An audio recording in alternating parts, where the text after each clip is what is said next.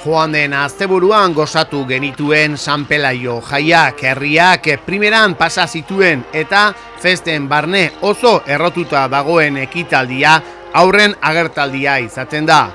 Aurten ere, herriko hainbat neska eta mutil kaleetan zehar izan ditugu euren doinuekin festak hasten zirela gogoratuz.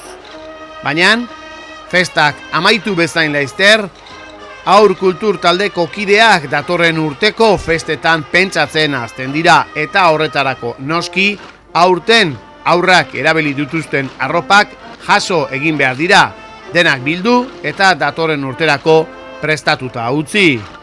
Horregaitik datorren larun batean, uztailak 4 goizeko 10 erditara Gaztelekuan ateak zabalik izango dituzte haur gutxi hauen gurasoak euren erropak bertara eramateko. Han izango dira haur kultur taldeko kideak eta eskatzen diete noski gurasoei ordutegiaren barne azaltzeko eta agertaldiko arropak garbituta eramateko. Beraz, baduzue denbora, erropak dagoenekoz prestatu eta larun bat goizean Gaztelekura itzultzeko.